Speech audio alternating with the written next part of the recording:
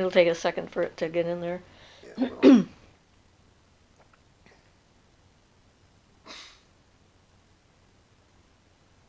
Here we are. Okay, it's not up yet. Hey, everybody.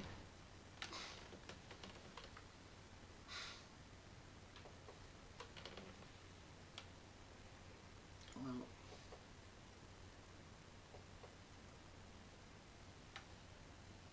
that's annoying. I'm not showing a notification. Well, I do have it public, so people should be able to find it. It finally came up. It was just slow. For some reason, I don't have my usual thing over here for being able to chat. That's weird. Oh, well.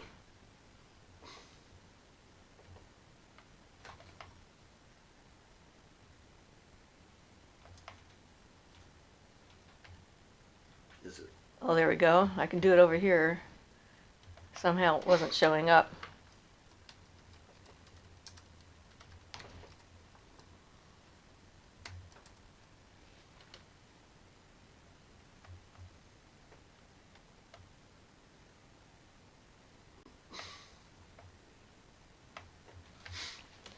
I put it up as a Right. pop out so I could see it. It just popped up on that. Yeah, that's how I do it. I like the pop out thing, actually.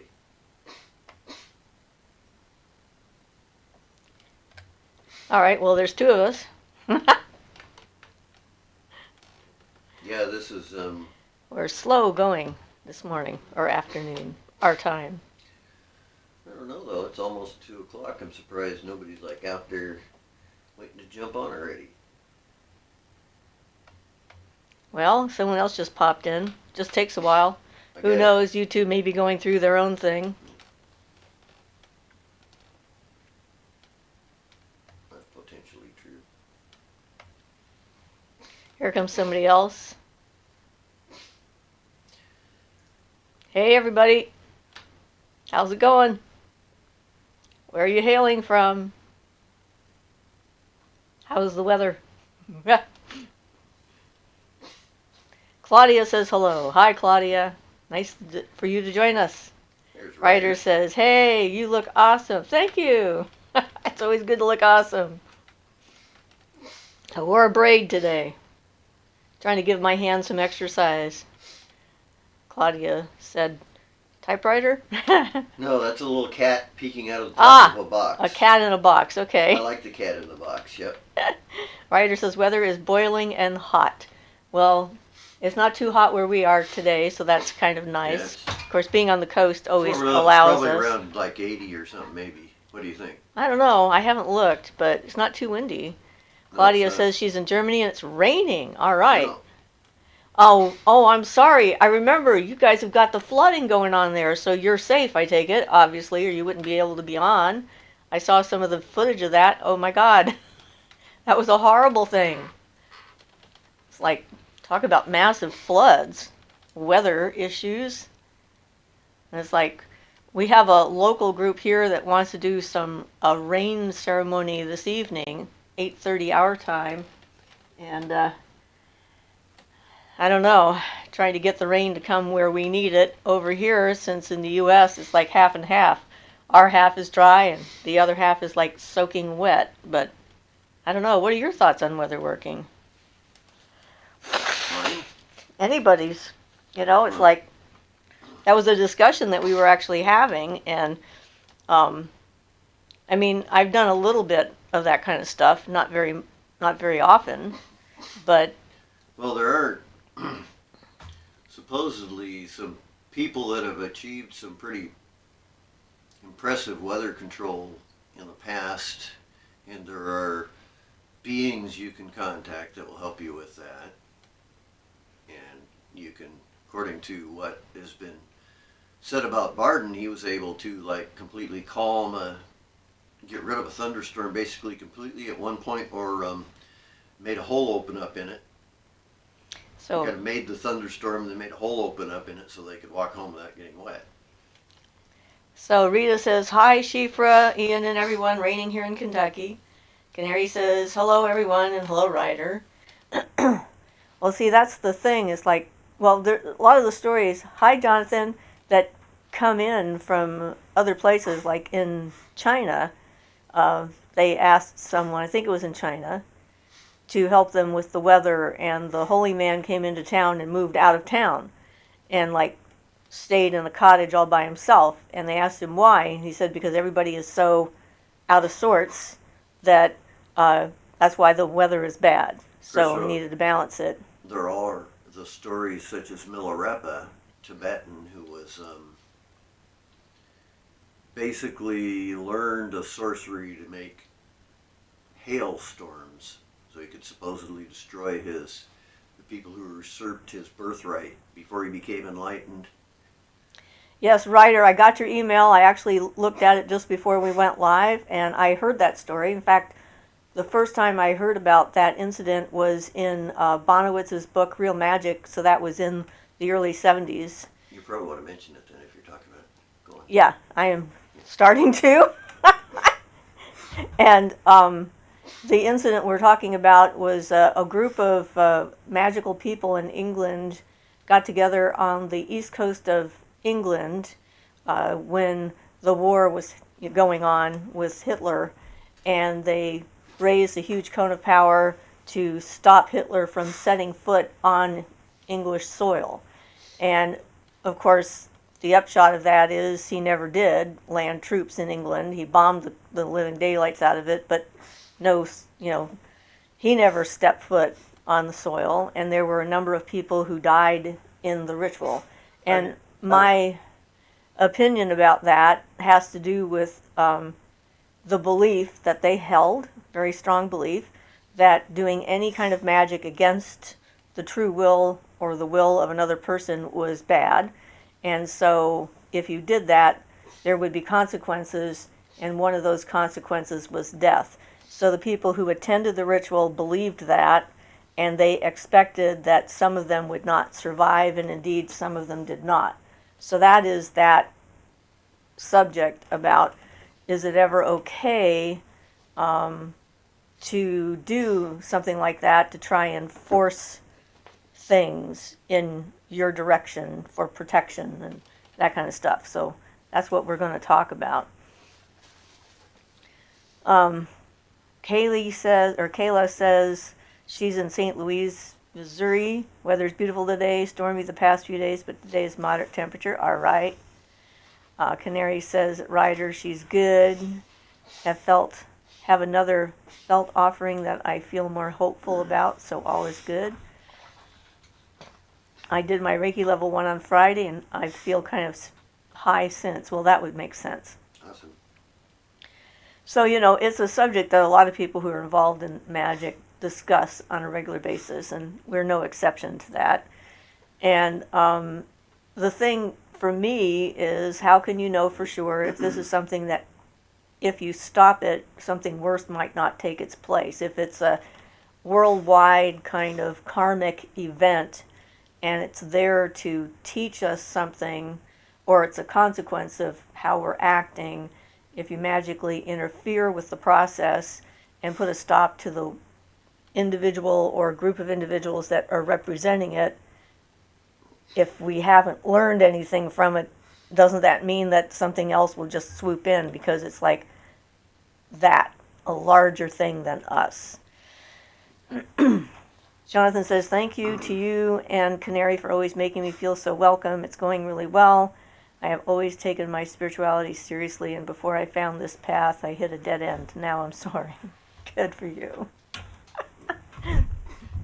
Oh, and Ryder said to Canary, fantastic, that's awesome. You may feel out of sorts for a little while, but it's worth it. Also, Canary, you want to use it a lot right away. If you haven't already used it afterwards, use the Reiki a lot. You use the Reiki a lot, because make sure that the what's been open to you does not just shut down. You need to use it a lot for a while to make sure you can that'll maintain within you. So put it to use. Yeah, definitely. It's sort of like when you get your ears pierced. If you don't keep the earrings in long enough, the hole closes right back up.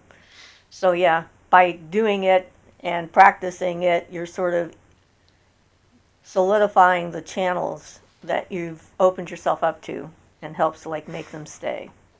So Jonathan says last week's healing circle was another massive inspiration for me. Thank Yes, you. that was interesting for sure. And Canary's talking about her Reiki, that she didn't expect to have such a strong reaction to it, and glad she waited for this lady and not the other one. Yes. So, so now at least we know we accidentally had set our channel to private when we tried to start the second half, so that was our bad. And we got that going, so that's something that won't happen again. So the next time we do one of those kind of live events, we'll know what to expect, and you'll know what to expect. That when the premiere is over, we have to go find the channel so that we can do the other part. But so Canary said, Jonathan, you're more than welcome. Same to you. Canary says, thank both you for the advice. I will make sure to use it. And Ryder says, that's a great way of describing it with the earrings. You know me. I like to be practical. Because, you know, a lot of times trying to describe esoteric things, it's if you're using just the terminology that is made for that, but we don't understand the terminology yet because we haven't experienced it enough to have a solid definition, using a more practical example seems to work better. I guess that's what the psychic Lewis said that I was good at when I met him up in Saskatchewan. He also said we were going to meet again, which turned out not to be the case. So I guess he wasn't as psychic as he thought. But hey, that's what happens. So the reason why I started doing one name at a time and put it up there was because everybody was so excited about doing the healing circle. Names were just being tossed out, and one after another, and I on purpose tried to slow everything down so that when you're trying to do an event like that, and you're trying to work with people from different places, trying to get control of the situation so that we all started actually doing the same thing at the same time. So as we get better at doing that, and know that's what we're doing and expect it, then we can put more names up at a time instead of having to go back and forth.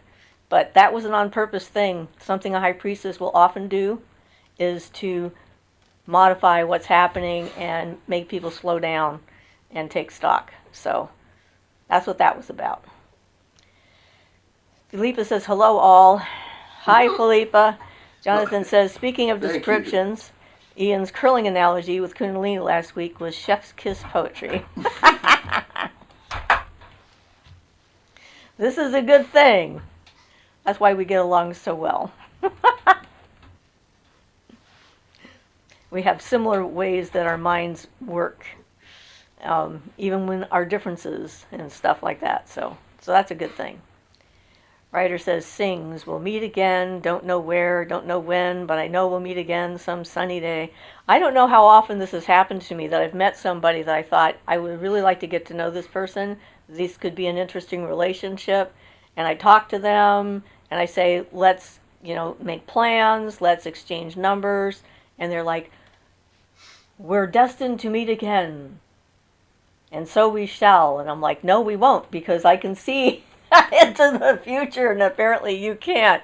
If we don't actually do this on purpose, that's it. We're done. And sure enough, we're done. So, oh well. So yeah, it's a funny thing when you meet people who are so sure of themselves. It's like, I kind of wanted to go back just a little bit to Ryder's thing there and mention that I don't consider myself qualified to judge those kind of things, though I do feel that occasionally, self-defense can be justified, but I'm not sure I've developed enough myself to decide when things are justified, so I generally don't unless it's a personal issue like danger to the family or something. yeah, I'm definitely one of those people that falls into I'm in favor of self-defense. If someone is actively attacking me, they've already made their intentions clear. I'm the target, so all bets are off when it comes to that. But when it comes to like larger forces, Yeah. Well, even in general, little things, I'll give it a good think to make sure that I'm not at fault for having started it and that kind of thing. So I don't know. I very, very seldom would decide to do anything. In most cases, people's own karma will take care of them, and I Yeah, don't need to bother. exactly. I was going to say that too. Most of the time, you just look at the person, and you're like, okay, they're just sitting there hitting themselves in the head with a brick over and over and over again. It's like, do I really need to add anything to that? I think they're injured enough, so if my defenses are good enough to, just kind of, okay, block anything that's coming in that direction. So, yeah, it's a interesting universe. I got some responses about the healing circle and some intense reactions that at least one person had, and she was quite surprised by it. And I thought that was very interesting. She's shy. She's often here listening, but she doesn't talk because she has some social anxiety, and thinking on your feet is one of those things that so, doesn't help. I mean, it makes it, you like to be able to be in a situation where you can sit and think and decide what you want to say and that kind of thing, and this doesn't lend itself to that. And yes, Hitler did so start it, um, but Jonathan had brought up the subject of how some people were exhausted from doing the healing circle, and whether that meant that they were using their own energy instead of universal energy. And we have had this discussion on some of our videos before, where that's why we do the tree meditation, to try and get people drawing energy from the earth and from universal life force energy first before we start, because that's what you want to be able to do. So that can be part of it, that people are trying to use their own personal energy. But the other part of it can just be unfamiliarity with channeling that kind of energy, and mental fatigue is a real thing. So if people aren't used to that kind of length of focus concentration, that can lead to a certain amount of exhaustion, just because your brain uses up calories and uses up energy. Even if you're using Reiki, which you could bring it in and let it go through you to somebody, you still have to relax, let it go through you, get the energy going.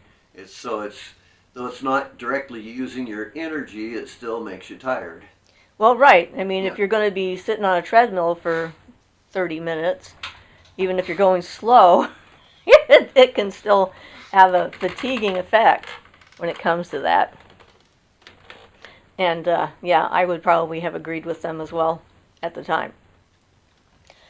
But it didn't stop the war. I mean, it didn't kill him. Right. Although lots of people tried, apparently there was some force at work that was keeping him safe, because, I mean, there were so many people who tried to assassinate him. If what Barton said was true, he had a lot of occult backup. Yeah, there was a lot of that kind of stuff going society on. And everything else, yeah. Yeah, so there's a whole hidden, like, paranormal, magical war behind the scenes kind of thing that was going on with that as well. Just sort of interesting. 99 lodges, they who should not be named. Yes. We shall not name them on air or ever. But yes. Anyway, yeah. So yeah, there's definitely larger forces that were at work, and then of course the whole thing about the Spear of Destiny, if he did have the Spear of Destiny, and if that's a real thing. Well, and he sure went looking for it. Yeah, he did, and he found it, and he took it. First thing he did when he got to Australia was straight to the museum and took that object out with all the others. And so yeah, that was an interesting little read that I had years ago. That was with a different see, what was his name? It'll probably come to me later. But there was a book written by his student about the Spear of Destiny, the guy who was talking about it, and met Hitler before he became Hitler, when he was an art student in Australia, and got a hold of some of his books, because he pawned his books back. I was thinking Holy Blood, Holy Grail, but I think that's the wrong name. I think that's the one about the Sanier mystery with the temple. Right, okay. Yeah, it's called The Spear of Destiny. That's the name of the book. Oh, that's the name of the book, okay. Yeah. Probably even Hitler in the Spear of Destiny or some such thing. But Well, that's too difficult Stein, for me if it's obvious. I think his name was Stein. Steiner was the guy who did the schools and other mystical things, and Stein was the guy that had met him in uh, in Austria when he was a student and was also an occultist. So, Of course, yeah. we've also got that, which might be the one I was thinking oh, of. Hitler and the Occult. See? Hitler and the Holy Lance. Ah, so that's one I haven't read. That's not the one I read, but yeah, there's a lot of stuff that's been written about it. So, the writer says, like in a room with different types of people, it takes it out of you. That's natural. Don't be so hard on yourselves for being human. We forget we are spiritual beings having a human experience. Yep, this is true. Yep. Absolutely.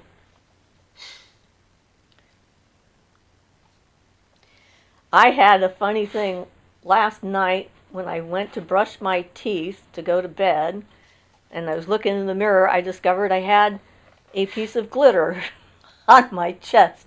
I have random pieces of glitter that appear on my body, and I never know when they're going to appear or where. I actually went to the doctor for a skin exam, where they're looking a cancer screening skin exam, and he found glitter between two of my toes.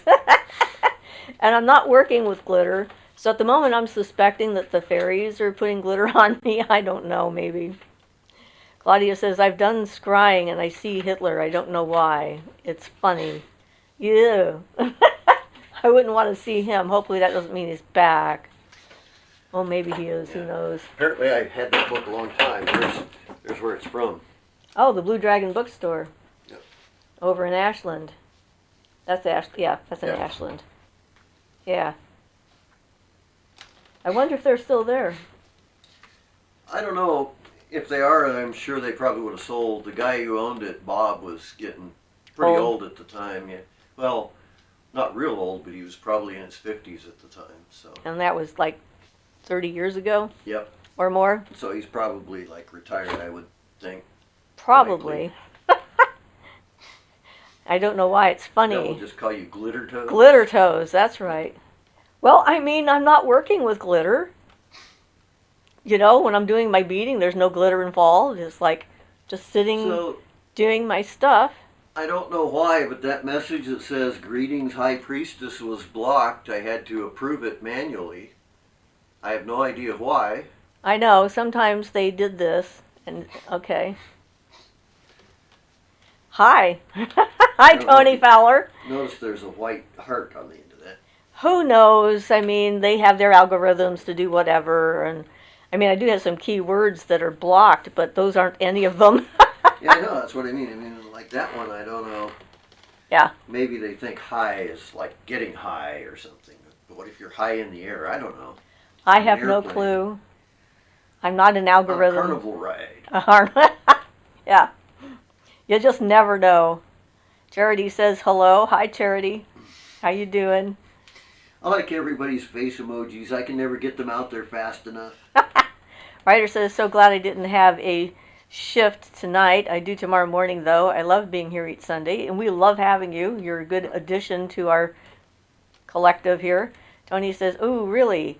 Effing haters. LLL. Hey, so happy you both sound healthier and more up than the last time I tuned in. That must have been a while ago, but yes. Good. Jonathan says, any more healing stories from the chat? Siofra, how's the hand? Well, I went swimming. They have opened up the pool, and I went swimming on Wednesday, and it hurt like heck after from exercising, going through the water and pulling and stretching my arm. So I did not go swimming today before the chat. I'm thinking I need to be careful how much exercising I do, but there is more feeling in my fingers. There's still some numbness in there, and I'm getting occasional shooting pains, which I think is a positive sign. It means that the nerve is reactivating. It's sort of a weird thing when you have nerve damage. When it starts to heal, it sends these random icky signals through your body. So things seem to be going in the right direction. I still can't hold a cup of coffee with that hand. So I figure that'll be my benchmark. When I can get to the point where I can pick up a cup of coffee and not worry about it, then I'm good. So It's just slow progress. They used to think that nerves couldn't heal at all, so at least we know better now as far as that goes. And they also didn't think brain cells healed either. Once you only had a certain number of them, and then once they died, then that was it. You just slowly lost more and more of them. There's a lot of things about human regeneration that we've learned in recent times. The brain can really rewire itself fabulously. Well, there's that too, like after a stroke and that kind of thing.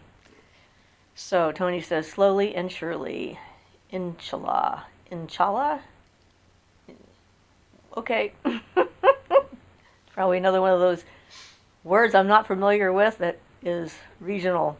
Canary says, at Jono, my face got really hot and flushed when my name was on. My slight skin acne cleared up a lot too now I think about it. Awesome. Writer says, so many people came down with shingles through this COVID pandemic. Very odd. Well, not actually, considering the fact that it's an extremely high stress situation, and it's high stress situations that cause shingles to break out. So, but I'll point out that we didn't catch it and got vaccinated first. So. COVID? Yeah. Right, we didn't get COVID. So there's nothing. But I definitely had some anxiety about the whole thing because I was so relieved when I got my first vaccine. It's like I realized how much anxiety I'd had about this. And of course now we're doing another outbreak here in the States. So come back with the anxiety again. Trying to be cautious. Just amazing to me that people don't believe in germs still. But oh well. There's so many levels to everything. And writer says, very true. Now you put it like that. Yep. It's like, it's not fun being stuck in your house for 18 months and trying to not get a deadly disease that could kill you. Well, I figured there wasn't too much point in. We do what you can to try to prevent yourself from getting it, and then what happens. Well, right. After having that dream just before this thing before this thing happened, I knew what I had to do, and my dream told me I would be fine, and I was, so that's good. So I'm still following instructions as they come. I had a funny dream last night. What did I do that made me dream that person who cut off their nose to spite their face? I did something yesterday. Oh, I think it was the computer thing. Yeah. I was on my browser and it asked me a question I should not have said yes to, and it really messed up my computer for a while. Ian had to fix it again. Yeah. And so It only messed it up for working a lot. It wasn't very messed up to fix. Well, anyway, I felt like an idiot, and then I dreamt about this woman who had cut off her nose and glued it back on. So I figured that was a pretty clear, cut off your nose to spite your face kind of thing. You know how they like to do. Not very hidden messages. Jonathan says, I think you might get 7,000 subscribers tonight. I only need one more to get 7,000. Yep. We got up to 6,999, then dropped to 98, and then back up to 99. I think I only need one more. Maybe I need two more now. I don't remember. But yeah, it should be coming up there. Writer says, Danny Kaye, the court jester. Yeah, so I thought that our experiment was pretty successful, all things considered. I thought it was really neat that we got people from all around the world that, were looking for healing. And I thought it was very interesting, the reactions that both Ryder and Ian had with the same name, and that sense that the energy wasn't going to go through at all. And that's something to think about, too. If you put your name in for a healing, then you have to also let your protectors, spirit beings, whoever, know that you've done that and that you want some healing energy to come in so it doesn't automatically get blocked. Yeah. Yes, it was wonderful. And I thought it was pretty cool. I really felt the energy in my fingers when you guys were focusing on it. So that was like, whoa. All right. So, yeah. And I think in the summer we'll probably have fewer people. Right now we have about half of the usual number that we have on our live show. Yeah, from what it says. Yep, we usually have about 30, close to 30, and we're at about 16, 15, 16 people at the moment. Imagine if 7,000 showed up in the chat, or 7,000 names turned up to be healed. Well, we would have to split them into smaller bites. There's no way we could do that. No way at all. Yeah, that would be expecting way too much. Especially if, they all just wanted to get the healing and not put the healing out. That would be interesting. Philippa says, I managed to switch my computer to Japanese mode this week as I wanted to do some Japanese writing in an advert I was working on, and now it's stuck like it, and I can't read half the stuff on my PC. I'm so sorry. Yeah. That stuff can be such a pain. Yes. Computers. I know about that. We've had a lot of computer stuff the last week or so. Yep. Not a good thing. It's unless you're really fluent in the language. Canary says it, Ryder, if we thought that was tiring. Yeah. Yeah, 7,000 names, even at 10 seconds a name, I don't think we could get through. Someone will have to do the calculations so that we can figure out how long that would take if we gave everybody 10 seconds of our time. Well, hey, But what we need are more people doing stuff themselves. If it ever gets that high, we can find a way to deal with it, I'm sure. Like I said, divide them up. Yep. Okay, the first 50 names that come through, and that's it. Or stuff, whatever, I don't think we do that exactly, but whatever. We'd come up with something, I'm sure. We'd have to figure it out because, you just can't do it endlessly. But, the whole notion of that is to give people a way to do it on their own because the first part of it is out there. So any of you can use that as the beginning for your own individual healing circles and to spread the light and energy around the world to the people that you know in your circle or whatever. So, yeah. So that's the whole idea. I've done a lot of healing over the years, distance healing. When I went to Texas and I had the... hey, dear. Yeah? We're at 7,000 subscribers right now. Wow. I just checked. Alrighty. Hey, we hit 7,000. We're at 878 in the last 28 days. All right. Sorry. I just got curious. Yeah, so, when I went to Texas and I had that amazing outdoor ritual where I opened up the portal between the worlds and whatnot, and the people that I met there, after I came back to British Columbia where I lived up in the northern BC area, one of the people from down there had connected me to a woman who was in a hospital in Louisiana and had an inoperable brain tumor and asked for a distance healing. And in that case, I wanted something of hers, a personal item, to help me connect with her energy as well as, her name and where she was and so forth. And so I got some other people together, people that I knew at the time where I lived, and did a distance healing on the woman. And it was interesting. It was like, with that one, everyone had a different experience when you're doing a long distance healing. It's like the mental plane is different for every person who's there. Well, anything you're going to see in whatever symbols you turn your system turns that into, whatever has meaning for you. So yeah, it's going to appear different. And what I saw when I saw her, I saw a figure of death standing next to her and realized that part of what was going on for her was her fear of death. And so I communicated with her superconscious, I don't know what, or higher self. Anyway, I watched her accept the possibility of death, and then it turned into something completely different. And then I knew that the healing had worked. It was like that fear was blocking the body and her mind from healing. And then I got a letter later from them and telling me that her tumor just started to shrink. It just started going away. And they didn't know why. And that's always the thing when you can do that kind of a healing. But every healing is different. When I was in Texas, I was going around doing a lot of healing things, and there was a woman who had an infant who was very um, genetically uh, wrong.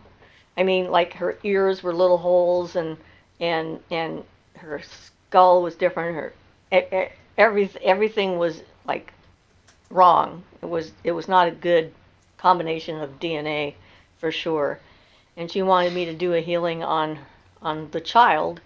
And when I did that, I suddenly knew that the child wasn't leaving until she got pregnant again, and that her getting pregnant was going to be the signal for the child to pass, so then it could pass into the new body. But I didn't tell her that because I didn't want her to have that mental burden that, because you never know for sure how people are going to think about that she might think that she was killing her child in order to have another child and all this other stuff, because people's subconsciouses are kind of all over the place. But that indeed turned out to be what happened. I found that out later. So, yeah, black and white.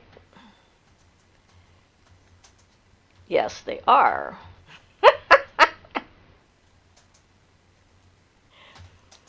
So, Ryder says, congrats on the 7,000 subs. I have been on YouTube for years and have under 15. But you don't talk to them. Well, everyone who actually is on YouTube has their own channel that you can do stuff with if you want to. Yeah. Once you become a subscriber to anything, you can go to your own channel and put stuff up there. I had to make one, but I haven't put anything in it yet. But I've been thinking about what I'm going to do there. I think I'll just pull some of these videos and poke them in there so there'll be something there. We have that nice candelabra stand there that we use sometimes for Right. the east. I just decided to move it over here. Oh yeah, it's a little bit visible in the, Yeah. in the image. Okay, cool. Yeah, I found that at Ross's. Of course, we have like most of the candles off it. Well, yeah, we've got to do that. Put the candles back on. So. Is it under this name or a different name? She wants to subscribe. Awesome. Hey, you're going to get a 51st person. Go, Ryder, go. Yeah, so, I have to go into histamine myself. okay, go antihistamine yourself. Yeah, interesting stuff that happened this week. I had somebody write in and start yelling at me about telling people about the fairies. So that was kind of interesting. And I had to put my foot down, and then I had to block him, or her, whoever it was. They challenged me to step into a fairy circle and see what happens. So that was kind of interesting. Marcus says, hi guys, hope you're doing well. Love from London. Hi Marcus. We have a couple people in England right now. Canary says, I will subscribe to Ryder. It's Ryder. All right. Crossing things. So, anything in particular you guys want to talk about at this point? Since we got 18 of you. We'll see what we can come up with for subjects. Jonathan says, this was my first Pagan Path community healing. It real, intimate, and loving in a new way to me. Siofra, with all your experience in healing circles, how did this rate compare with other experiences? Well, each one is a little bit different, but I thought it did a good job. I mean, I certainly felt like we were doing something, and I was quite pleased with the result. And the more people that you have doing something like that with conscious effort, a lot of times the problem that you have in pagan communities is that everybody wants someone else to do stuff to them, for them, and not do the work themselves. And, I guess every community has that kind of thing, which is one of the reasons why a lot of elders and leaders have dropped out of this entire process, because they get frustrated with, doing all of it on their own. And so there's that. Rebecca says, this is actually the first time attending a live stream, so I would like to listen as you all talk, if that is okay. Absolutely fine. You don't have to talk if you don't want to. Stephanie says, any tips on healing pets, cats more precisely? Well, cats love to be petted and touched, and they like Reiki a lot. So if they're cooperative, then they're pretty easy to send healing energy to. So let's see. Jonathan says, was the person upset that you were endangering people or giving away Fae secrets? That they thought I was endangering people because they knew the truth, and I tried to educate them. Oh, a butterfly. Sorry, got distracted. Things that fly with wings, that's me. What he or she was saying was that all the old stories, the dangers, the stuff like that the Irish have in their culture are all real and true, and there's a reason for them. And I was trying to explain that just because something is written down and repeated over and over again doesn't mean that it's true. And there's a lot of things that we believed were true in the past that aren't true anymore.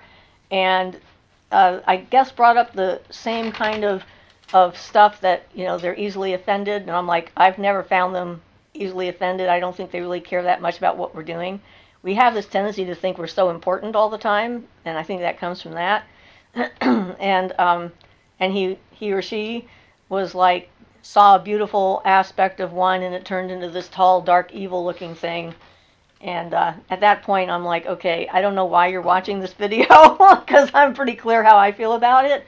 So, this is the end of the conversation. So they felt compelled to join in at least one more time and challenge me to putting myself at risk and being killed by the Fae. So that's when I blocked them from the channel, because it's like, boundaries. The things we talk about. We have boundaries. So Kayla says, on the subject of cats and the Fae, do our pets see the Fae in our homes? I know cats can look out in the distance and stare at things that don't seem to be there, but I would love to know more. Well, cats and dogs both see spirits. Things, for sure. Yeah, they definitely see things that we don't see. They have different spectrum of light that's available to them. And generally speaking, cats don't react very much to the invisible world. They just look at it and go, okay, whatever. Dogs will freak out often when they see things, because then they're worried and they want to defend their home environment. So yeah, we had one cat who saw a lot of stuff even though he was mostly blind. He would do a lot of staring. I think he saw a lot of stuff that wasn't there anyway. He might have been seeing stuff that wasn't there, but yeah. So yeah, cats are extremely intuitive, and people who don't understand cats think of them as aloof, but they're like incredibly emotional beings. And when you actually bond with a cat and imprint on a cat, you are theirs. They love you forever, kind of thing. Yeah. And if anything happens to you, they're devastated. And leaving town and going on a trip is something that's difficult for cat owners if you can't take your cats with you, because if you're not home at the right time, they are convinced that you have died. In fact, when we were in Hawaii, when we were in Hawaii, we had an answering machine, and we would call our answering machine once a day to talk to our cats so that they could hear our voice and not think that we were dead, because, our cat Charlie was very emotional. Oh, he was the most emotional thing I think I've ever had. So let's see. If I'm not here next week, I've melted. Don't let my family throw a Christian funeral. Canary, on some videos, it's good to read the description to know what's going on in the videos. Jonathan says, Stephanie, I did a candle spell and my dog got better from a terrible illness. I think the main thing is with most magic was my passionate intent and understanding of how magic works. Good luck. Yeah, absolutely. Canary says, yeah, I had a special bond with my cat that tried to sneak on the ambulance once and tried to fight them off to protect you. Cats can be very protective. Yes, they can. They can. Marcus says, from rain to pain in 1 week. Writer says at Canary, Christian funeral, ha ha ha. You think I'm kidding? Hello from Latin America. Hi, Rico. Welcome to our chat.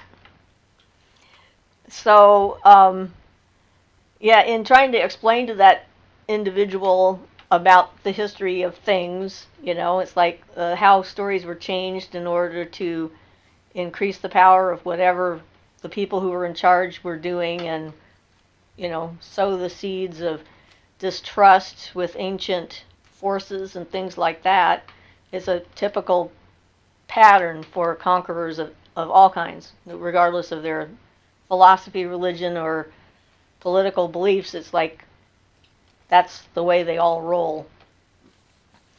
And so, yeah, my education thing didn't work, which I suspected it wouldn't, but, I tried. I always try. Felipa says, my eldest daughter's cat has been seeing things in her flat apartment, and all of her hair goes up, and she attacks my daughter and hisses and spits like crazy. Previous tenant was a witch.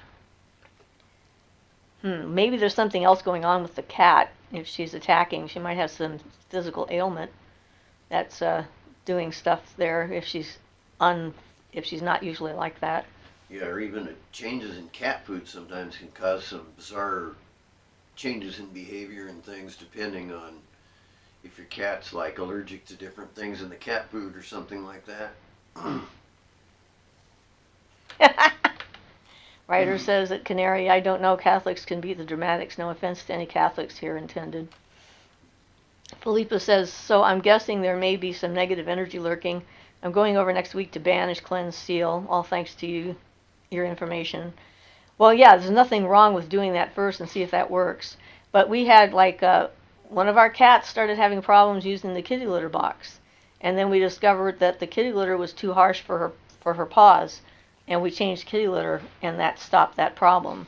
So sometimes there's like a mundane explanation too. So look in the environment. Is there like a cat from, if this is an indoor cat, and then suddenly an outdoor cat is like peeking in through the windows or walking around the house, and the cat is aware of it, that can do that too. They can get territorial, and they're trying to defend their territory. That guy, the cat whisperer, whatever his name is, talks about that kind of stuff a lot. Felipa says, my daughter has had her to the vet, and they found nothing, also no change in food. Well, good. It's always good to check out those physical things. Canary says at Ryder, depends, some Pentecostals I have met are insane. Ryder says, my cat loved carrot peeling. Was a little like catnip, only more mellow. Interesting. With catnip, some cats don't notice it at all. That's always been the case. We've had 2 cats at a time, and one just goes bananas over the catnip, rolls around in it, and just starts running around like a crazy person, and the other one looks at them and goes like, what are you doing? And that's been the case when we've had 2 cats. There's always been one that really liked the catnip, and the other was like, I don't see the appeal. Interesting about that, yeah. Yeah. And Madeira cake. Weird little thing. I actually knew a cat that liked peeled grapes, and you're not supposed to feed cats grapes, according to the stuff I've seen online. But peeled grapes, man, this cat absolutely went ballistic for those things and loved them. Anyone else here ever been oiled? I don't know what that means, so can you explain that better? I have several times when I spilled my oil for my oil lamp all over myself. Well, yeah, gotten oil on us, for sure, but I don't think that's what that means. Oiled, but, yeah. I think there's more to the word oiled than just having oil on your skin, I suspect. So tell us more, Canary. Besides which, I need to get some more oil, by the way. What kind? Well, like for my paint and for my lamps, so. Anointed? Well, yes, we've been anointed. We anoint each other a lot. Because that's what that means, with oil. Different oil. Felipa says, my cat used to lick the tomato sauce off of tinned sardines, but leave the fish. Canary says, no, by a Pentecostal, they grab you and throw oil on your forehead and chest and yell, repent. Oh, no, I have not. And it's probably a good thing. I don't think I would like that at all. I went through some similar-ish stuff when I was about 12 or 13. But That's when they tried to exorcise you. Yeah, that's something I... Did they throw oil on you? You've never really described that. No, well, it was just my grandfather, of course, who was like the big whatever of the church stuff. So yeah, I don't really want to talk about it in particular. Okay, not a very pleasant memory. So, Ryder says, do you mean like being rubbed up? It was like being anointed, but on steroids. That sounds like on steroids. Lawsuit, yes. Jonathan says the Christian church is actually a treasure trove of ritual magic, if only for reference. Yeah, That's for sure. If you look in the Bible, there's actually a number of just flat out magical spells in there. You know, they took and whatever his name was, Joseph or somebody, they striped a bunch of sticks and set them in there for the cattle to drink so that the cattle would change their markings and other things. It was over some sort of a cattle battle. Anyway. Canary says that Ryder and I was still a Christian at the bloody time. Well, I guess they didn't consider you the right kind of Christian if they thought they needed to throw oil on you and tell you to repent.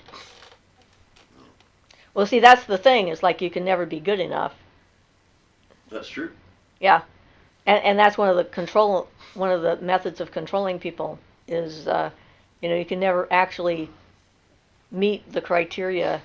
There's always that risk of falling deep into a hole. It doesn't work so well on other cultures suddenly meeting up against the Christian culture because of the way they do things.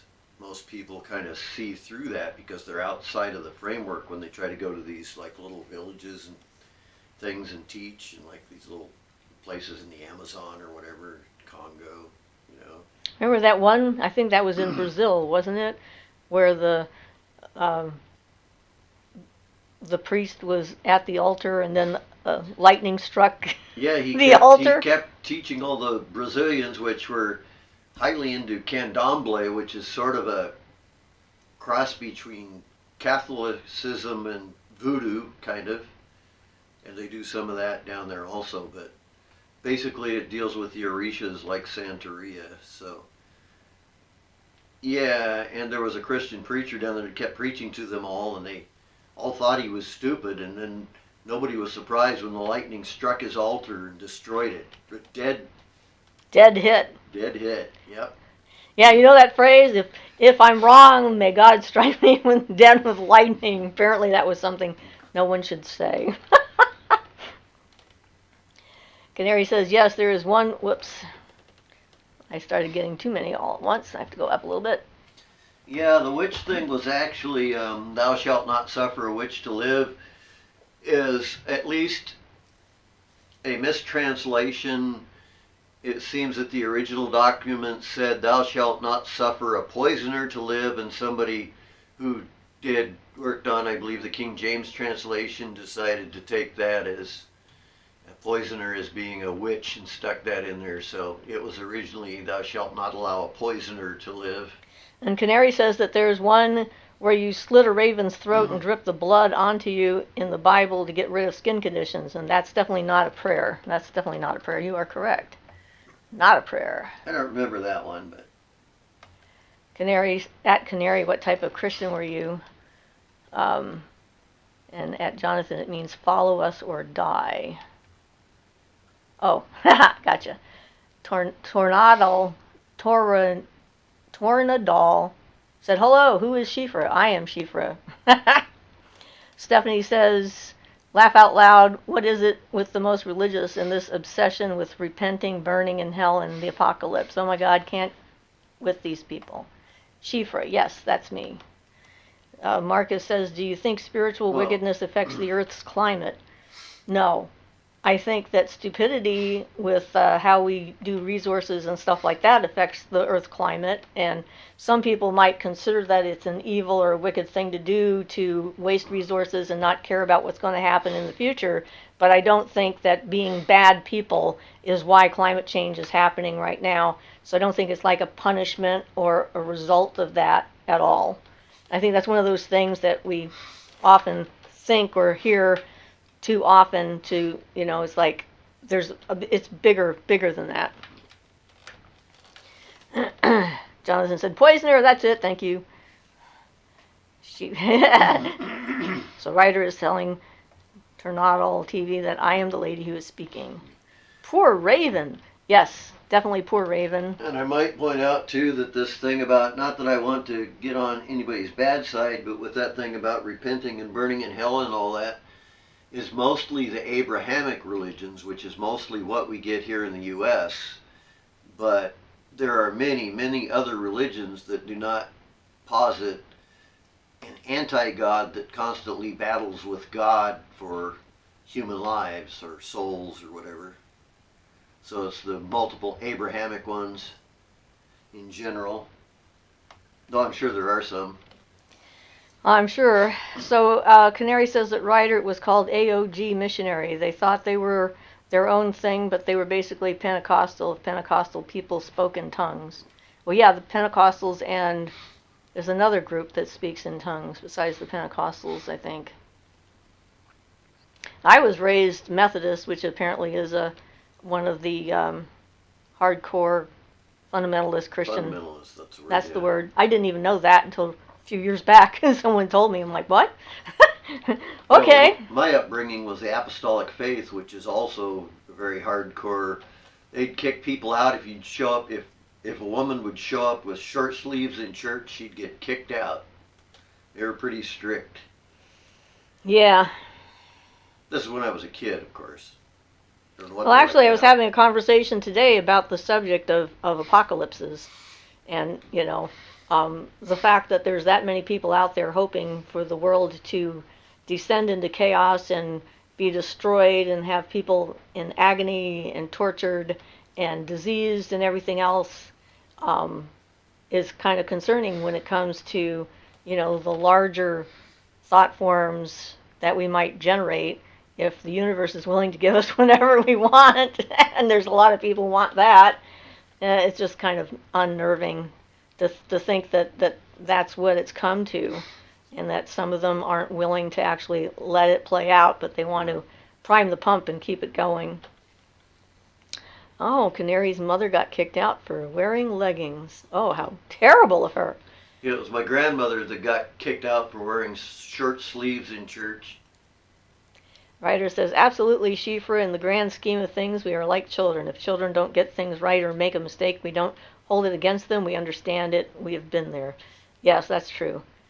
Canary says, I honestly don't know how he became a witch. Well, probably because you were born to be one, I would say. It's a way of, if you're looking at really being a real witch, it's kind of a way of living. You don't so much become a witch as you grow into being one. It kind of happens gradually. You start doing stuff and realizing your connection with nature and doing spells and what have you. So Jonathan says, I heard a bunch of people who thought they were speaking in tongues, but it was just nonsense sounds. But once I heard a guy really, really speak in tongues, it was amazing. I'll never forget it. Well, that's awesome. Yeah, apparently that was something that Gopi Krishna did. He had the bad Kundalini arousal, but once it got going and he got over the effects of getting it awakened improperly, he would suddenly start writing poems in languages which he hadn't known previously, which is interesting. Not quite speaking in tongues, but it's, he's writing and suddenly started writing in like Persian and... Well, that's sort of writing in tongues. Yeah. Kind of. Yeah. I mean, they were actual existent languages, but he didn't know the language, and yet a whole poem would come through him. Interesting. That's a definite connection to the Akasha, I would think. Yeah. That would be one of the ways to do that. Yeah, and of course he didn't set out to attain that. That just happened to him afterwards as a consequence of his Kundalini stuff.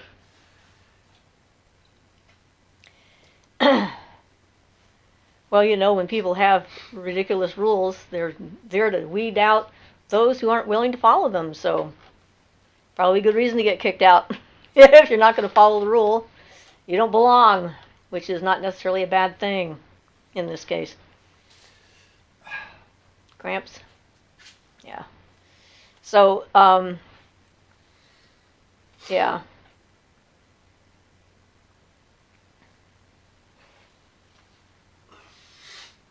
Sorry, I have no help. I know, it's okay. I'm sorry, Tyr. Canary says a woman nearly died in our church because what they thought was the devil leaving someone's body was actually a woman having a stroke. Oh, goodness. Or a seizure. You know, an epileptic seizure or something like that would look like that. I know when Kundalini was coming up for me in massage class, they wanted to call an ambulance, and, you know, we're like, no, do not call an ambulance. This is normal. It looks weird, but it's not dangerous. Maybe we got some little bitty tomatoes out there. Yes, we do. We have little bitty tomatoes. Writer says it gets worse. She was the pastor's wife, just like Ian's. Yeah, that's pretty much. Was the pastor's wife that got kicked out of the church because she wore short sleeves. Yeah. I mean, these are all control issues. That's the thing. It's like their way to try and force people to conform to a certain set of ideals so that everybody is on the same page. And, you know, it's being an actual person who wants to think their own thoughts. If you have a mind of your own, it's difficult to stay in that kind of a framework because the things that don't make sense keep coming up in your head. And, you know, I remember, you know, every time there's a disaster or something out there and somebody survives, there's like, God saved me for a reason. And I'm like, so the other people didn't matter and he didn't care? And I said this to one of my clients one day, and she says, no, God was lonely, and that's why he wanted them. And I'm like, oh, great, that helps a lot. So now I have this guy up there who's running around, who's just like doesn't have enough souls to keep him company, and suddenly gets lonely and decides to take out 500 people. That's totally an absurd thing to say anyway. I know. Mean, like any god would be like, you know, I mean, maybe if it was Moses or something, he might be that concerned. But, I mean, come on, you know. Okay, so Anna has sent us a question. Do you guys have any physical sensations while working with crystals? I got an Amazonite a couple of weeks ago, and every time I pick it up, I feel a sensation in my throat. Yes. We have a lot of sensations in our bodies with crystals, and if that's in your throat, it's probably affecting your throat chakra, I would suspect. Yeah. I like Amazonite. Akasha region, by the way. The throat? Yeah. And associated with speech, so true Kabbalah, that type of thing. Right. The power of the spoken word. Yeah, true Kabbalah. Yeah. Canary says, I used to try and convert everyone as a kid because I didn't want them to go to hell. Yeah, I understand that one. I was pretty upset when you know, with kids, they don't understand. It's a terrible thing to tell a child. When my kids were kidnapped by one of their fathers, since they have two different fathers, one of the things he did was indoctrinate them into his form of fundamentalist Christianity that he was practicing with his then current wife, who's still married to him. And my daughter, when I got her home, kept really worrying that I was going to go to hell. She was absolutely terrified because he told her, because I was a witch, I was going to go to hell, and then she would go to heaven, and then she would never see me for the rest of eternity. And she really internalized that. I don't know how many years it took where she was afraid I was going to die, constantly asking me questions about it. And, you know, you don't want to lie and say everything's going to be fine. So what I said was, I have no intentions of leaving if there's any choice at all. I am going to stay here as long as possible and be here for you.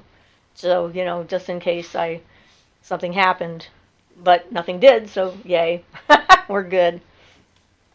Well, something my grandfather did to my little sister, too.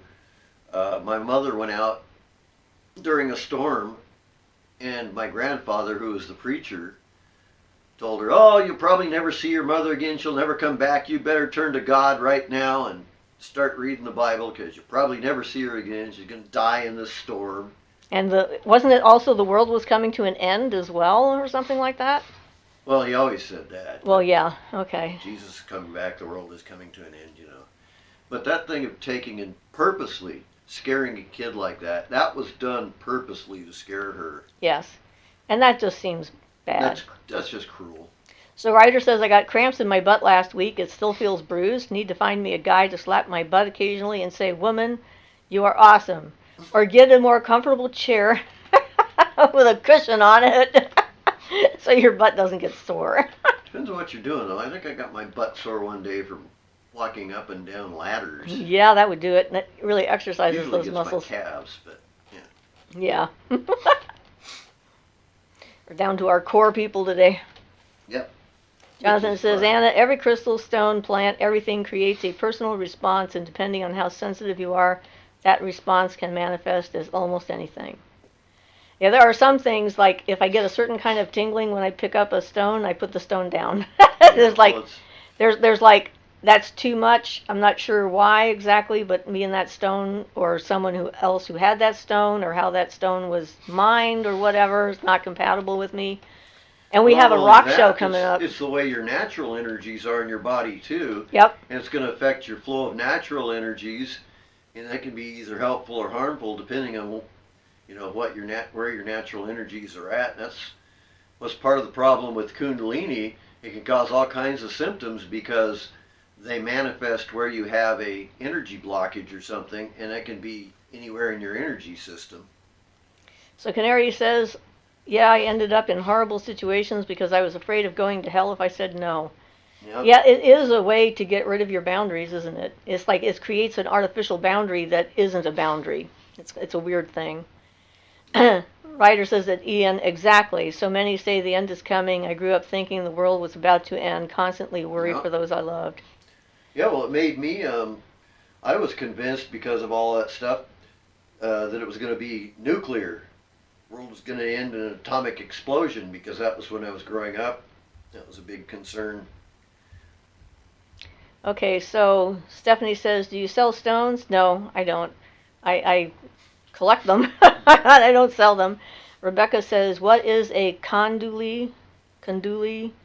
What he said, what he was saying. We're not sure exactly what. Conduit? Maybe, was that what Jonathan was saying?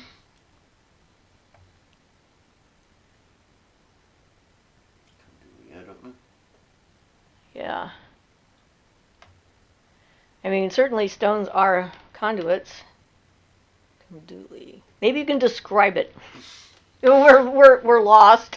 We don't know what's going on. Oh, Kundalini. Oh, Kundalini. Okay. Of course. Yeah, Kundalini. Thank you. I'll let you explain that. Thank you, Ryder. Kundalini is basically serpent fire, or it's in India. They have the most complete record of Kundalini. It's like an energy, universal energy that is sort of lays quiet at the base of your spine. We're all born with it there, kind of like a bud, and in India they see it as a lotus. And that energy, at some point in a life, not in every life, that energy will start to open up and rise up the spine. And the idea is that energy goes and clears through your chakras, and clears them out until it gets to the top of the head, the crown chakra, and then from there it joins you with the universal life force energy out there, universal mind, whatever you want to call it. And then you're a true conduit standing between earth and sky, becoming part of both. And it can when it rises, it can heal you, it can make you sick, it can make you have psychic abilities, it can open up, all kinds of things. That every person has a different reaction to it. So it's sort of like a whole subject in and of itself. We have a couple of videos about it at the moment. Yeah, you're supposed to clear out a bunch of your blockages before trying to awaken it, and that's what usually causes problems if people had not cleared out their blockages thoroughly enough, and then it comes up and hits them, and it's like being punched in the nose or something. It just hits the blockage and just makes a mess of your system. So you don't want to awaken it too soon. Okay, so Hedgie the Hedge Witch, I like that. Hedgehog. That's a good. Hello, Hedgie the Hedge Witch Hedgehog. You're an alliteration marvel. So Rebecca said, thank you for the spelling. Jonathan says, no, but I was thinking, must we get you a silk hat to cover up my head so it doesn't get conjoined in with the rest of the universe?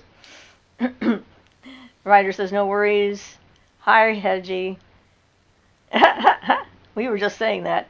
Or Jonathan says, joking. Well, that's a very basic explanation It's a complicated subject, and it's Yeah, like a it's part of an energy system in your body that is certainly, like I said, well documented and well known in India, but it shows up in other cultures. The Greeks have their own version. well, and especially Tibet, because there's been so much transfer of information between Tibet and India. Tibetans have their own version of basically the same thing, and the tantras, they're just slightly different and written in Tibetan. Yeah. And that's the thing, is like, if it's a real thing, if this is a true spiritual biology, then you're going to find evidence of it in every culture. And, you can see it in the Norse too, in the story of the underworlds and, with Odin and his descending in and coming up, and in the Tree of Life, and, just like all sorts of things. So Jill says, hi, hope everyone is having a great day. So far, we're having a pretty good time. Yep. Nice to see you there. Canary says, I awoke my Kundalini before I was ready. I wish I could say I got into it after hours of thought and research, but someone said they can use it to bend spoons. I got more than I bargained for. Did you ever bend a spoon? I'd just like to know. Seriously, I tried that once. Well, I don't see that as not being possible, but is that a goal? It's like, well, no, I mean, not a good goal. no, and they say, in fact, even your successes, which they call basically siddhas, and that means powers, and they come about, and they say they are not to be paid much attention to because they are a distraction from the path. And if you follow those things when you get them, they will lead you astray from staying on the path of enlightenment. So it's recommended that you're not supposed to really notice them. They may happen occasionally, but like, oh, okay, fine. You're not supposed to actively use them. Of course, that's from their point of view. Right. But it's true. I mean, a lot of times, some people get into this path because they want to develop psychic powers, and I consider that a bad reason to get into the path, because it is often a side effect of walking the path and getting more in touch with yourself and with nature, and with your inner reality and so forth, and clearing yourself out, and dealing with your shadow, becoming a whole person, getting rid of all the things that are programmed into us from the time we're a child, and actually get to the point where we can make a conscious choice about what path we want to follow and how we want to act, instead of being constrained by these artificial external boxes or whatever. And so when people get into it just for that, then they're all focused on doing that, getting that and having that, and then they miss the larger framework that this is all about. And so yeah, it's interesting. I was doing fine with my Kundalini until I met Aaron in Santa Cruz, and he decided to try and pull it up on me and force it up in the middle of sex, which is what he used that for, to force it up, and that pushed me into a sort of destructive active phase that was probably kind of dangerous for me, and I didn't appreciate it because it was definitely against my will. This is why we're not together anymore. I'm like, yep, done with that. Yeah, again, back to my curling analogy with that. So Canary says, no, she still hasn't bent a spoon. And Ryder says, if you can bend spoons, don't let anyone know. Canary says, it'd be funny to do it just once in front of my religious grandparents. Oh, then you'd end up in an exorcism, so don't do that.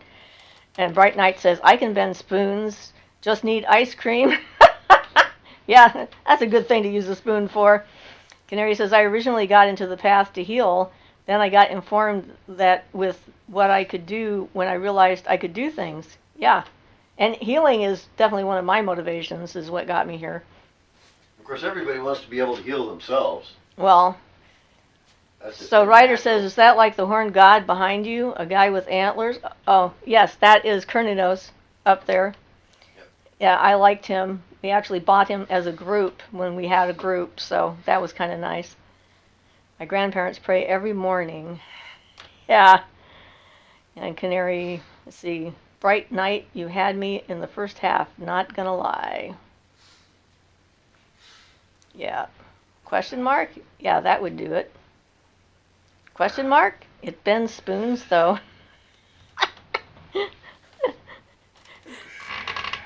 Yeah. So certainly, free will, which was sort of the beginning of our subject, is important to me. Yeah. And that's what this is about, is being able to find what your will is. Everybody deserves to have free will, even if they're of a religion that, a person doesn't like or something like that. They've still got the right to do it if they're not outright harming people. I judge people by their actions, not by their beliefs, because people can say they believe in anything, but how they act tells me more about their character. And it's like my father was like that, do what I say, not what I do, kind of thing. And it's like, I'm sorry, what? That's why my cat and my dog were my teachers when I was young, because, they were pure and there and in the moment and themselves, and they taught me more about how to behave than the people I lived with. And I think a lot of us who are from families that aren't anything like us, it's like, I'm not sure exactly how or why that happens, but I know it happens a lot. I am definitely the odd person in my family. And I never felt like, they never seemed quite mine. There always was something off with all of the people I knew, actually. It's like the people in school, the teachers, my family, the way they acted. Every time they did something really weird or mean, I'd go like, that's not how it's supposed to be. That's just not how it's supposed to be. And then I'd go outside and sit on a rock and watch the clouds and pay attention to the grass and look at the insects and watch my cat and my dog and feel better. I had a lot of that too. Like something is just wrong. That's not the way things should be. It more started coming up for me when I started hitting my teenage years.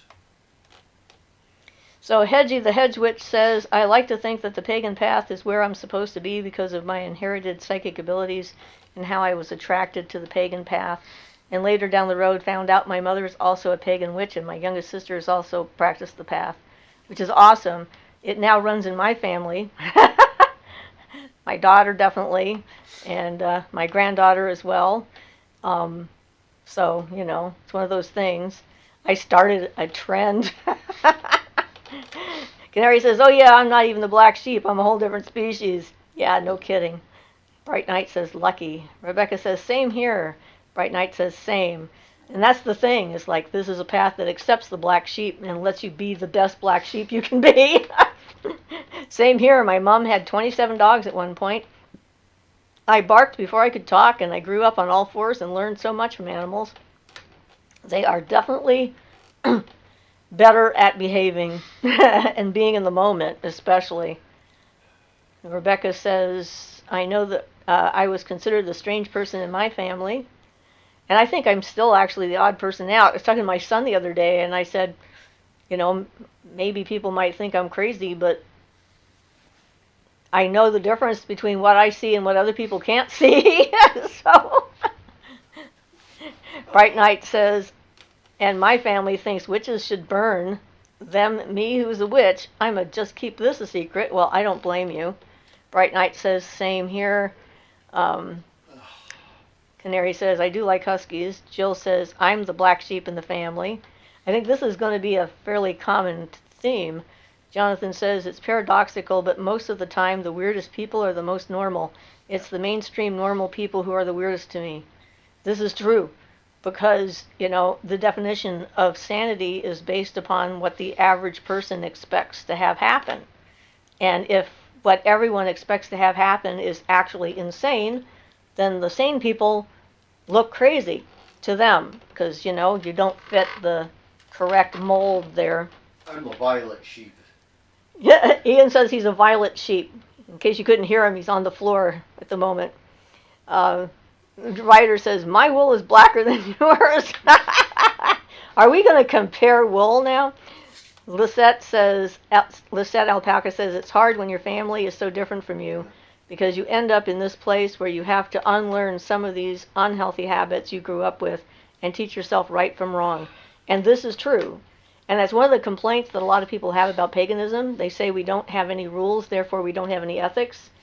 And it's the opposite, in my opinion. We're making conscious choices, and so we have to be more responsible for our actions than the average person, because we actually have to think it through. It's ridiculous to think just because you got a list of 10 rules and you pay attention to them that makes everything you're doing okay.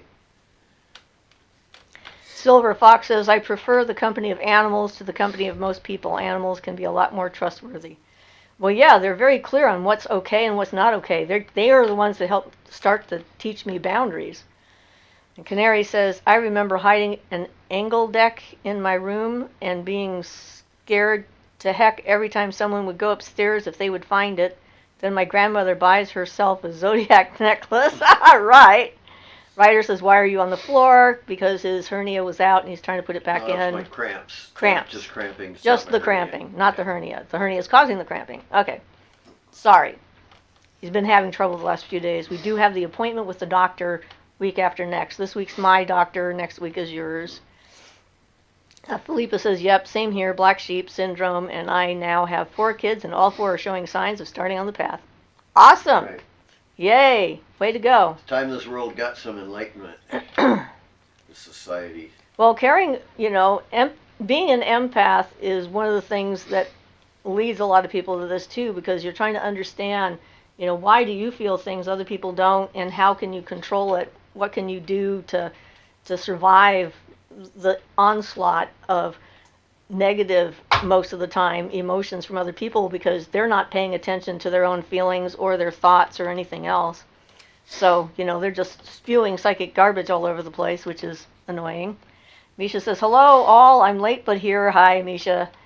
Ryder says, good reason to be on the floor. Rebecca says, congratulations. Hedgie says, I remember there was a ghost in my house in my middle and high school years. Yeah, I have had a couple of ghosts in different houses myself. I haven't. And when you see them and you know that they're there, it's like, how can you pretend that that's not true or real? Bright Knight says, now I'm starting to think more I'm adopted because nobody in my family are witches, and the last thing I remember is being in a crowd of kids in a mall looking at a flea show. And I recognized nobody. Well, you should ask them if you're adopted, I would say, just to be sure, or get your birth certificate and have a look at it. I'll tell you, considering my whole back history on my mother's side was all church-oriented. So Jonathan says, Canary, they don't understand when they make a wish, when blowing out birthday candles, or wish upon a star, or use the names of the days of the week. They don't know the history there. Ryder says, the last time I asked someone why they were on the floor, they told me they were looking for a pink ant. Well, I hope I haven't accidentally offended somebody by all my comments about religion. I know that it can be a sensitive subject, and I hope I didn't say anything offensive. I don't mean to offend anybody. It's just talking about my own personal experiences there. So I have nothing against the religion as such, just the few people I've met. Right. I've met some that I like quite a lot. So Hedgie says, I never saw them, that would be the ghosts, but they would do things around the house, letting you know that they're there. Nisha says, hello, Ian, Siofra, and community, so good to see you, hear you, read you. Hi, Nisha. Taking your break? Canary says, at Jonathan, they don't believe in wishes either. They're of Satan, too. Oh, that's true, some of them. They don't believe in birthdays, some of them, either. It's like, anything like that. Dancing, singing, bad. Music. Yeah, no Christmas for the what Rick was, the Jehovah. He's a Jehovah Witness. That's what yeah. it was. Okay. Yeah. They sound like lots of fun. I think that's facetious. Definitely facetious. So yeah, Janny B says, hi, first time I've been here actually live. Well, congratulations. You made it for the last few minutes of the show. If you have anything to ask, now's the time. Yep. But yeah, it's always, I know that I always really, appreciate being able to talk openly about how I feel about things with others, not being judged for it, not having projections and stuff like that. When you can find someone you can talk to that way, it's sort of like a breath of fresh air It's like Well, you're not that's, constantly yeah. having to fight in your head and figure out what's okay to say and what's not. So Lisette says, my aunties and mom showed signs of being witches of some type, but along the way they've abandoned it, I think. I found my mom's dream meaning book and crystal ball when I was 10. Ooh. Sweet. And Ryder says hi at Jan B. And Bright Knight says hi. And Philippa says, I'm Christian and I'm not offended, Ian. It's not that I'm turning the other cheek, because I stopped doing that a while back. I'm rapidly evolving into an eclectic Christian.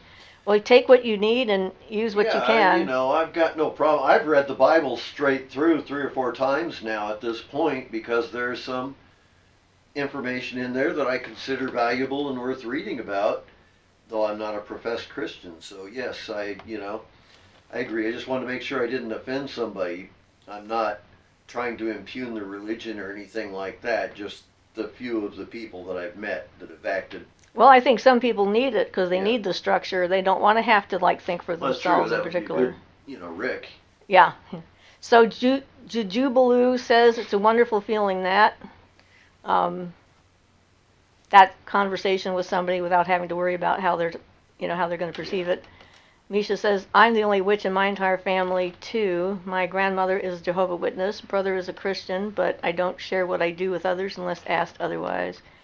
Jan D says, I really need to make protection, but I've never done anything. Do you have any advice for that? Okay, so I guess the question is, what kind of protection do you need and why? That'll help us sort of tune that in. Yeah, Rebecca says, speaking on seeing things and not, when my son was about 4 or 5, he would tell me that he would see stuff in the trees or the woods on the family farm. I would be right there beside him and not see. Yeah, well, we don't all have the same vision. A lot of times kids have a certain clairvoyance that goes away when they become adults. I think it's not because of getting older so much, but just of Trained out of it. bowing down to societal expectations. Ryder says, this is a great live. Any questions you have, throw them out there. Rebecca says, sorry, I wouldn't see anything, but I would feel comfortable. So you didn't feel anything negative. Silver Fox says, any advice on healing spiritually and mentally? Since coming home from war, I've felt lost and struggled to find myself again and adjust to normal society. That would be definitely difficult. Yeah, because that would give you a whole series of experiences that not everyone's going to be able to relate to. And so I would think trying to get to small basics, like find something small that you really love or enjoy that you can enjoy, even if it's just like sitting under a tree or feeling the ground, finding something positive to say every time you get up in the morning. Think about the good things that are happening around you and not have to focus entirely on the negative stuff that you've gone through. And of course, if you have mental health assistance, I would definitely avail myself of that. There's some new techniques out there that seem to help. But it's a process for sure. And I'm sorry that you went through that. Jill says, love crystal ball. And Jujubaloo said, yes, that was it. Okay, Philippa says, you're one up on me with the Bible, Ian. The print is too small. You're not wrong about that. Jonathan says, I admire Dion Fortune's style of Christianity. She's quite the card, isn't she? But a little bit of a prude. So, yeah, well, I don't think that had little to do with her Christianity. Well, I don't know. Prudism is definitely part of Christianity, too, so that might have been where she got it from. More natural to her character, but I suppose it could have been. So Canary says, the Christians, that's where causing problems for me on the street seem to have disappeared. I'm like, I swear I didn't do anything. Well, good. We were talking about that. I remember. So Lisette says, when did you begin your spiritual journey and what made you start? I kind of was born remembering past lives, and seeing things and hearing things. So I kind of had to do it. Otherwise, I would be in an insane asylum. I don't know that I had a choice. It wasn't like a conscious decision that I made. It was like, a survival tactic. And yeah, I don't know how to explain that. In my case, it was a conscious decision because I was pretty much restrained by my family until I turned 18 from being able to even look at a single writing that was, not Christian or something. I mean, I could read books and novels and things, but So Bright Knight says, do spells work, and if so, where do I find spells? Spells work if you know how magic works and how energy works, and you've trained yourself to focus, concentrate, release. I mean, there's skills to doing good spell work. It's not just the spell by itself that does it.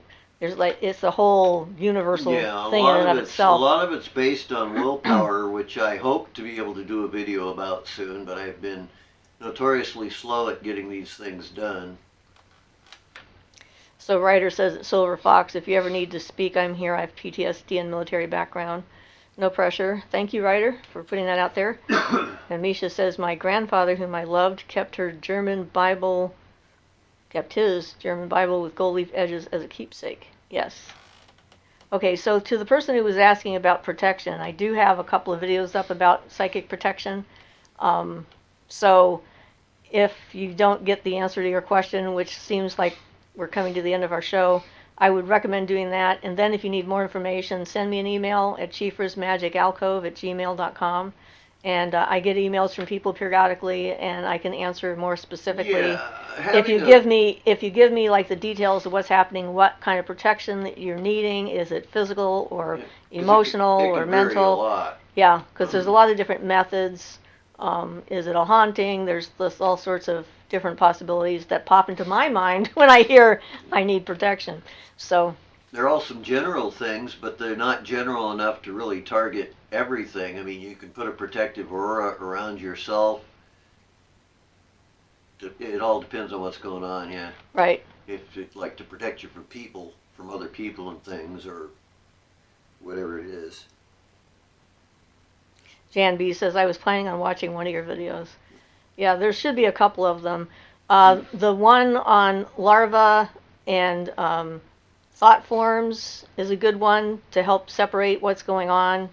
The one on there's a psychic protection or self-protection or whatever. There's one on cleansing a house. I think I have them in a list or whatever. Yeah, coming from a hermetic background, I use a lot of pentagrams. I do too. Yeah. Not from a hermetic background, but well, yeah, I know, but yeah, from a different. That's where I come from, and that's right. where most of it comes from for me. Jill says, love your videos, thank you. Thank you, I'm glad you enjoy them. Jujubilo says, I saw your video on magic wands and loved them all, thank you. I love them too. I was dreaming about them the other night. Rebecca says, do you have any videos currently up regarding the wild hunt or the history in that direction? No, I don't, actually. I don't have anything on the wild hunt. Might be a good thing to do at some point. Lisette says, do you have a favorite charm you keep with you? If so, what does it do for you? At the moment, I'm using this is my tiger eye, and I use this. I wear it just about all the time. It helps to send negative energy away from me and keeps my energy clear and stuff like that. But yeah, that's about the only charm thing. I have bracelets that I use if I have to go into a high negative environment like a Walmart, a big store sort of thing, and I wear bracelets on one wrist to keep negative energy from getting in, and bracelets on the other one to keep my energy better. And those things can function to a certain extent by themselves, but if they get charged up and consecrated, then that really gives them the zap they need. Yeah, and with crystals, it's like, it's sort of like giving them an imprinted program. You tell them what it is you want them to do, and if you choose a crystal that is already inclined to do what you're needing, then it's a much easier imprint. You can make anything do anything you want, but the farther away the thing is from its the farther away the substance is from what you're trying to accomplish, with your goal. Then the harder it is for you to change its nature. So since we're naturists, working with nature instead of trying to impose our will upon it, it makes perfect sense. So, Ryder says, at Jan B, set aside a weekend, they are awesome. When I came across the channel, I binge watched. Oh, awesome. Jujubilo says, me too, crystals all over. Yeah, you should see what's next to my bed. And right now, I'm doing a lot of work with my small piece of selenite. I use it every night. I have it under my pillow right now. I have different crystals that live under my pillow. Although every so often, because I have to have my bed tilted up, that thing will roll out from under my pillow, and then I'll find it like I'm laying on top of it on my back or my butt or something like that. I'm like, what is that thing? That kind of a hard knot there. It's like, oh, it's my rock. Okay. Bad. Laying on rocks, not so great. So Misha says, I wanted to say, since you live in Oregon, I bought a fairy Wicca book and book on the history of the Celts when I visited, and then recently found out that bookstore had burned down in the fires. Oh, I'm sorry. Yeah, we had a bunch of places that burned down. Rebecca says, I think I need some popcorn and do the same. Jujubalu says, I use sacred herbs and flowers too. Yes, so do I. Misha says, feel like I saved those books before that wonderful bookstore had burned. Was very sad to hear about it. There's a lot of really great places up there that burned down in the last year. There was a historic, it didn't happen last year. Right, well, the inn burned down before, and then I think it burned down again it was just recently. Historic, old, very old inn that was turned into a historic restaurant up in Bend, and it just... Jujubalu says, I do too, Crystal under the pillow. Jonathan says, as someone who has never been in a Walmart, but I've seen videos, that place looks horrible. Negative in the extreme. My country is currently noting rioting, and Walmart looks terrible. Oh, I'm sorry that your country is rioting. Yeah, we're not all that fond of Walmart either, but there are a few things we get there just because we live in a small town and we can't get them anywhere else. So Philippa says, same here, Siofra. Crystals can make for uncomfortable sleep. Lisette says, you've convinced me I need a charm specifically for when I go to Walmart. There's some weirdos there sometimes. That's actually not a bad idea, really. Yeah, no kidding. Well, okay, I use black spinel, black obsidian, and black tourmaline for keeping negative energy out. That's what I use, whatever I have at hand. So, So Canary says, I used to sleep with crystals, but I've stopped that because they keep ending up in not the best places. Yeah. That's why I always figured would happen to me. I don't sleep with them myself. Sometimes I have them in my hand. Sometimes I'll wear one, though, like my pouch. I have to say, though, that one fairy, the one that smells like lavender, has actually worked on my hand more than once since we did the healing circle, at least once since the healing circle. So that was interesting. And I've noticed now that when she comes in, not only does she come in with like the wonderful full-on it's like somebody's got lavender oil like underneath my nose, it's so strong. And she's coming in with blue and purple lights are coming in. So that's kind of neat. I like that. I don't know why they're doing it, but I think it's wonderful that they are, and I'm quite willing to let them work on my hands. So, all right. I don't leave the house without black tourmaline. So yes, we've been on for over an hour and a half. I'm getting the signal, and I see the time up there. So I guess I have to go now. So I'm sorry. We'll have to talk about this more next time. Maybe we can do a thing on fairies and rocks and whatnot. So I can hear you typing, so I guess I'll wait to end the thing until you get your thing in there. Besides which, this is delayed behind you anyway. Yeah, I know. All right. So, all right, guys.